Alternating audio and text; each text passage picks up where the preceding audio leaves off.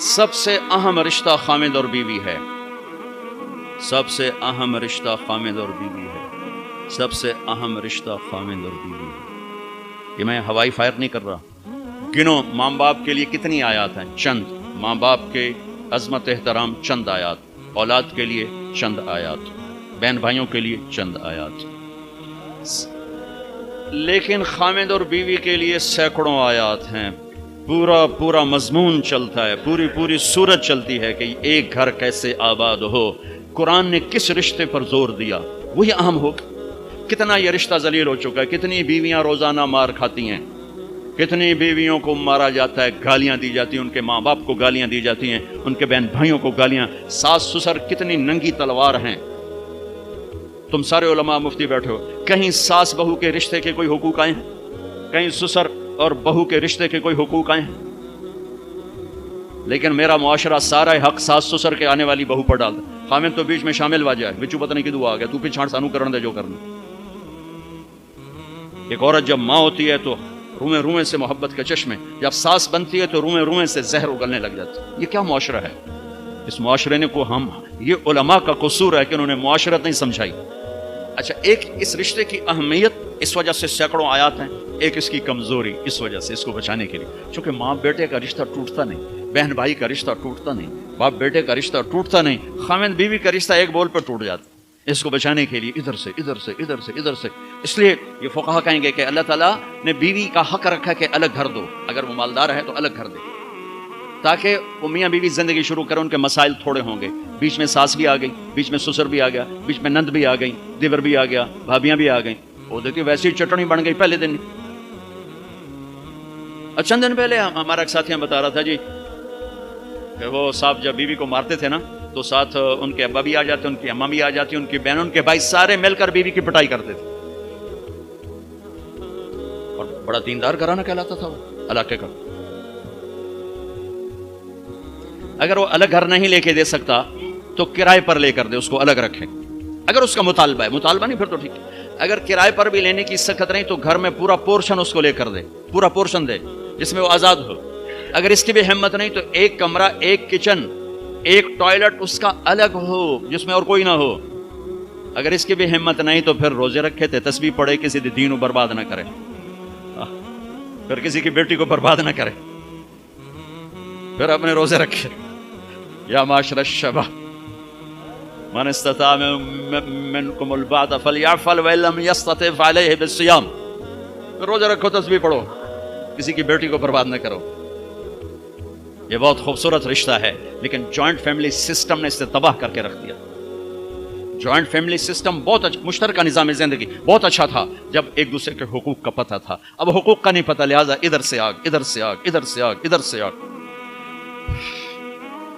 میں سر درد کا مریض ہوں, تھوڑی تھکاوٹ شروع ہو جاتا, فاقہ شروع ہو جاتا, تو میں روزے رکھنے کے لیے مری چلا جاتا ہوں کہ بھائی چلو کوئی ٹھنڈک, روزے کا لمبا ہونا اور ٹھنڈک شاید اس کو کچھ وہ بیلنس کر دیتا ہے. تو میں کچھ 3-4 روزے پھر بھی چھوٹ جاتے ہیں, لیکن اکثر پورے ہو جاتے ہیں. تو بھوربن میں وہاں ایک جگہ میں ٹھہرتا ہوں, تو عصر کے بعد میں تھوڑا بیان کرتا ہوں معاشرت پر. تو پہلی دفعہ جب میں وہاں ٹھہرا تو 8ویں دن امام مسجد کی بیوی آئی ہمارے پاس, میری بیگم کے پاس, کہ جی بیگم صاحب میں نے آپ کا اور مولانا کا شکریہ ادا کرنا ہے کہ آج میری زندگی کا پہلا ہفتہ ہے میرے خامد نے مجھے مارا نہیں. پہلا ہفتہ امام مسجد, امام مصلی پہ کھڑے ہونے والے, آج پہلا زندگی کا ہفتہ ہے میرے خامد نے مجھے مارا نہیں, ورنہ میری ہر دوسرے دن پٹائی ہوتی تھی. اور 10ویں دن امام صاحب خود آ گئے, کہ مولانا صاحب ہمیں پتہ ہی نہیں تھا زندگی کیسے گزار, ہمارے جو ماحول میں تھا ہم وہی کر رہے تھے. کہ میرے بہنوئی نے میری بہن کی ایک دفعہ ٹانگ توڑی, ایک دفعہ بازو توڑا, اور عالم دین ہے, عالم دین ہے. ہمیں کسی نے یہ بتایا نہیں تھا. ہم نے زندگی میں پہلی دفعہ یہ باتیں آپ کے منہ سے سنی کہ زندگی کیسے گزار. عورت پر مرد کا اعتماد. کتنے لوگ ہیں بیویوں کے روزانہ موبائل چیک کر رہے ہوتے ہیں, کدھر کال کی تھی, کیا میسج آیا تھا. انہیں شریف زادیوں کو برباد کر کے رکھ. اور کتنی عورتیں ہیں جو اپنے خامدوں کا موبائل ڈھونڈ رہی ہوتی ہیں, وہ سو جاتے ہیں, موبائل چیک کرتی ہیں, کہیں کہاں فون کیے, کیا میسج آئے. اس بد اعتمادی نے کتنے گھر اجاڑ دیے. ابھی ایک طلاق ہوئی ہے میری اپنی فیملی میں, ابھی طلاق ہوئی, کہ اس کم وقت کو اتنا شک تھا کہ मुत्तकी तरीन बच्ची को उसने तलाक दे दी। शक। शैतान को क्यों खामिद और बीवी का झगड़ा सबसे ज्यादा पसंद है कि छांव हट गई और अगली नस्ल तबाह होगी। शैतान रोजाना कचहरी लगाता है, पूछता है आज क्या किया, कोई कुछ कहता है, कोई कुछ कहता है, सबको ठंडा जवाब देता है ठीक ठीक। एक शैतान खड़े होकर कहता है हुजूर मैंने मियां बीवी को लड़ाया, तो कम वक्त अपनी ऐसी यूं उछलता है, तू है जो करके आया है, आजा। उसको गले लगाता है, उसको अपने पास बैठाता है, कहता है ये है वो काम। क्यों? किसने छांव हटा दी, इसने नींद उजाड़ दी, इसने बारिशों को रोक दिया। क्या होगा? जमीन बंजर, नींदें बर्बाद, एतमाद खत्म, नस्ल बर्बाद। क्यों तलाक को सबसे ज्यादा बदतरीन हलाल कहा? क्यों मेरे नबी ने फरमाया अली तलाक से बचना। इमाम गजाली की रिवायत है कि जिसकी बीवी बदतमीज और उसने सब्र किया, जिसकी बीवी बदतमीज और उसने सब्र किया तो उसे वो अजर मिलेगा जो नूह अलैहिस्सलाम और लूत अलैहिस्सलाम को मिला। जिसका खामिद बदतमीज और उसकी बीवी ने सब्र किया तो उसे वो अजर मिलेगा जो हजरत आसिया को फिरौन की ज़ौजियत में मिला। अरब के माहौल में बीवी से इजहार मोहब्बत किसी सरदार के लिए ऐब था, ऐब। माशूक के लिए इजहार मोहब्बत फख्र था, उसके लिए शेर व शायरी फख्र था। लेकिन मुझे बीवी से प्यार है, ये मौत। माहौल ऐसा है कि बीवी से इजहार मोहब्बत ऐब है और माशूक से इजहार मोहब्बत फख्र है। इस माहौल में मेरे नबी मस्जिद नबवी में हैं और आपके गिर्द मजमा है और एक शख्स पूछता है या रसूल अल्लाह मन अहब्बुन्नास इलैक। कान में नहीं, खुल के पूछता है, आप उसके कान में, या रसूल अल्लाह मन अहब्बुन्नास इलैक, आपको सबसे ज्यादा किससे प्यार है? आपने जोर से कहा आयशा से। आयशा से मुफ्ती नईम कहेगा आपने कहा आयशा से, वो तो हिल गए, ये क्या हुआ? उन्होंने सवाल बदला, या रसूल अल्लाह मेरा मतलब था मिनर रिजाल, मैं वो नहीं पूछ रहा, मैं पूछ रहा हूं मर्दों में किससे प्यार है। तो मेरे नबी ने नबज देख ली कि इसको हजम नहीं हुआ, तो अब आपने कहना था अबू बकर, तो आपने कहा आयशा के अब्बा से। हाँ अबू हा, मुझे पता है, मैं समझ गया हूं तू क्या कहां से बोल रहा है। मुझे आयशा के अब्बा से प्यार है। ये हदीसें पढ़ाने की थी कि जब इस बच्चे की शादी होती है उसे पता हो मुझे किसी की बेटी को लेके कैसे चलना है। मेरे नबी हजरत आयशा को लुकमे बना के खिलाते थे। कोई इजहार इश्क था, अल्लाह की कसम इजहार तालीम था, तालीम थी। सिखाया कि जिंदगी गुजारनी कैसे। उनको आटा गूंद के देते थे, चूंकि अभी शुरू में उनको आटा गूंदना नहीं आता था तो आटा गूंद के देते थे। और अरब बड़ी बड़ी बोटियां पकाते थे, तो हजरत आयशा बोटी उठा के ऐसे नोचती और फिर रख देती, तो अल्लाह के नबी बोटी उठाकर जहां से हजरत आयशा ने नोचा होता था वहां से नोच नोच के दिखा के खाते थे। मेरे रब की कसम इजहार ये हमें तालीम दी है कि जिंदगी कैसे गुजारें। फिर बड़े बड़े प्याले होते थे पानी पीने के, छोटे गिलास नहीं, छोटा गिलास तो बुखल की निशानी, अब तो और छोटे हो गए, कप को गिलास बना दिया। तो बड़े बड़े गिलास होते थे, तो अम्मा आयशा रज़ी अल्लाह पानी पी रहे हैं, रख दिया, मेरे नबी उठाकर जहां हजरत आयशा के होंठ लगे होते थे वहां होंठ रख के पानी पीते थे। सिर्फ तालीम। जिस हस्ती ने अल्लाह को आंखों से देख लिया हो उसको किसी चीज की रग़बत हो सकती है? जन्नत भूल जाएगी जब अल्लाह अपना दीदार कराएंगे और फिर पर्दा पोशी फरमाएंगे तो कहेंगे या अल्लाह जन्नत नहीं चाहिए, तू चाहिए, बस तुझे देखते रहें, बैठे रहें तसव्वुर जाना किए हुए अज लज्जत दीदारश खुसरो चतवा गुफ्तन सर दादन जान दादन ना दीदा रुख यारे।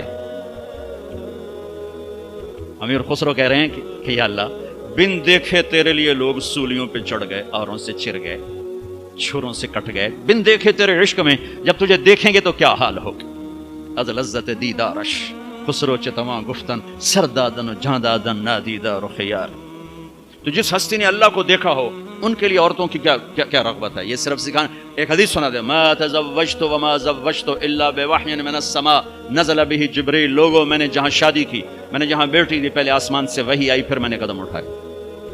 अल्लाह की कसम हमें सिखाने के लिए था, सिखाने। हाँ सफर से वापसी हो रही है, ठीक है, आपने साहबा से कहा चलो भाई तेज हो जाओ, वो सारे तेज हो गए, यहाँ तक के नजरों से गायब हो गए, ठीक। तो अब कौन रह गए? अम्मा आयशा और मेरे नबी। तो अम्मा आयशा नहीं, मेरे नबी ने कहा आयशा दौड़ लगाएं, दौड़ लगाएं, लगाएं। लोग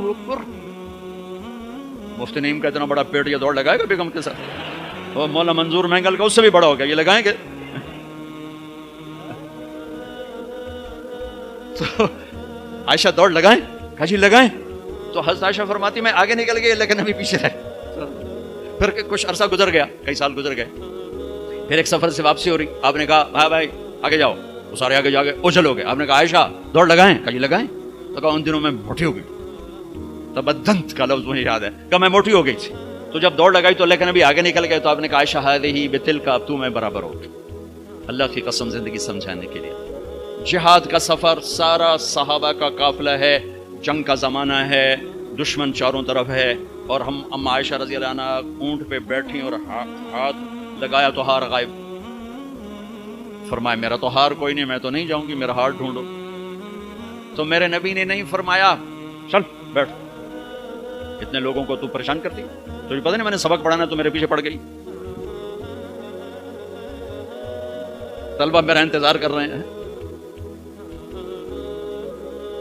آپ نے کہا بھائی عائشہ کا ہار ڈھونڈو. سب ڈھونڈنے میں لگ گئے.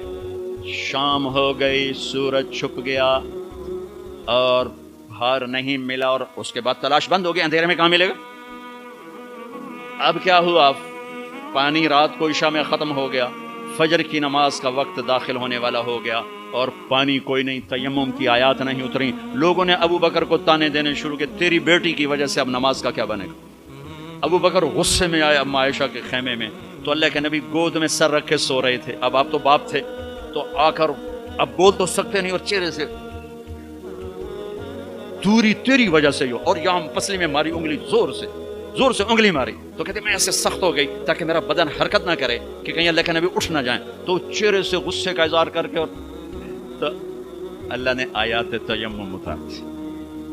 اس موقع پر تیمم کی آیات پہلی دفعہ 8000 سال میں یہ ہونے لگا ہے. بھلا مٹی سے آدمی صاف ہوتا ہے اور گندا ہو جاتا ہے؟ اللہ کہا نہیں. فتیمم، چلو تیمم کرو. اب سارے صحابہ میں خوشی کی لہر، اور سعد بن عبادہ کہنے لگے اے آل ابو بکر، یہ پہلی تو نعمت نہیں ہے جو تمہارے گھرانے کے طفیل ہمیں ملی ہے، اس سے پہلے بھی بڑی نعمتیں تمہارے گھر کی طفیل ہمیں ملی ہیں. اللہ نے تیمم کی آیت اتار. میرے نبی نے قافلے کو نہیں چلایا، یہاں تک کہ حضرت عائشہ نے کہا اچھا یا رسول اللہ اب چلیں، ہار کو چھوڑیں. پھر میرے نبی چلے، اور جب اونٹنی کو اٹھایا تو ہار اس کے نیچے پڑا ہوا تھا. وہ سارا باہر ڈھونڈتے رہے، ہار نیچے چلا گیا تھا گر کر. یہ میرے نبی کی زندگی ہے. یہ مینگل صاحب سے کہتا ہوں پڑھائیں، مفتی نعیم سے کہتا ہوں یہ زندگی پڑھائیں، کہ ان کی بیویاں ان کو دعائیں دیں، ان کے ماں باپ ان کو دعا دیں، ان کی اولاد ان کو دعا دے. وہ باپ نہیں ہے جس کو دیکھ کے بچے ڈر جائیں، وہ تھانے دار ہے، تھانے دار بیٹھا ہوا ہے. وہ استاد نہیں جس کو دیکھ کے شاگرد ڈر جائے، وہ تھانے دار ہے. وہ خامد نہیں ہے جس کو دیکھ کے بیوی سہم جائے، وہ تھانے دار ہے. خامد وہ ہے جس کو دیکھ کے بیوی خوش ہو، باپ وہ ہے جس کو دیکھ کے اولاد خوش ہو، استاد وہ ہے جس کو دیکھ کے شاگرد خوش ہو. اگر زندگی کو نکھارنا ہے، ضبط کرنا سیکھو، برداشت کرنا سیکھو، غصے کو پینا سیکھو.